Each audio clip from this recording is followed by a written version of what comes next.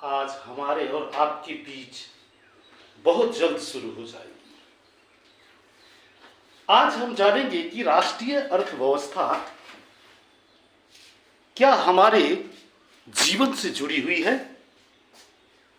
इस बात को जानने के लिए थोड़ा सा समझना जरूरी है कि ये जो राष्ट्रीय अर्थव्यवस्था है हमारे जीवन से भी जुड़ी हुई है। जीवन की रेखाएं हैं, ये जीवन की रेखाएं हैं। अब इस बात को जरा सा विस्तार से समझते हैं हम और आप, जिससे कि हम और आप प्रतिदिन अपने जीवन में विभिन्न सामग्रियों एवं सेवाओं का प्रयोग करते हैं। तो इनमें से कुछ हमारे आसपास उपलब्ध होती है, जबकि कुछ अन्य चीजों की जरूरतें दूसरे स्थानों से लाकर हम और आप पूरी करते हैं। तो वस्तुएं तथा सेवाएं मांग स्थल से आपूर्ति स्थल पर अपने आप नहीं पहुंच जाती है, यह भी सोचने की बात है। तो वस्तुओं तथा सेवाओं की आपूर्ति स्थानों से मांग स्थानों तक ले जाने हेतु तो किसकी आवश्यकता होगी? परिवहन की। परिवहन की आवश्यकता हो जाती है यहां पर। तो कुछ व्यक्ति इसको उपलब्ध करवाने में संलग्न भी रहते हैं।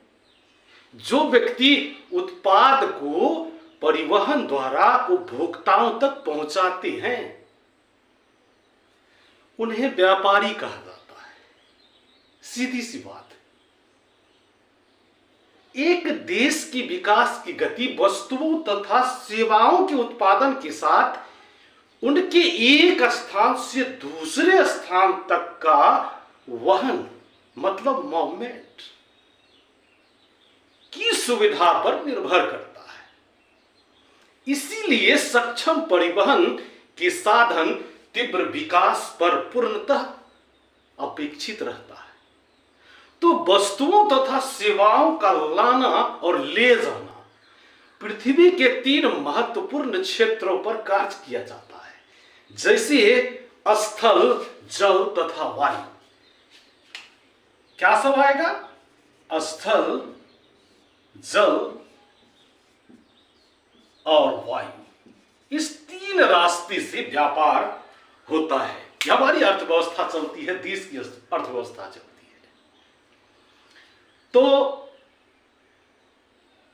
इन्हीं के आधार पर परिवहन को स्थल, जल एवं वायु परिवहन में हम वर्गीकृत कर सकते हैं। आप भी वर्गीकृत कर सकते हैं, यानी कि हम और आप मिलकर वर्गीकृत कर सकते हैं। तो बहुत समय तक व्यापार तथा परिवहन सुविधा एक सीमित क्षेत्र तक ही किया जाता था। विज्ञान तथा प्रौद्योगिकी के विकास के साथ व्यापार व परिवहन के प्रभाव क्षेत्र में विस्तृत वृद्धि हुई है। तो सक्षम और तीव्र गति वाले परिवहन से आज संसार एक बड़े गांव में परिवर्तित हो चुका है। और परिवहन का यह विकास संचार साधनों के विकास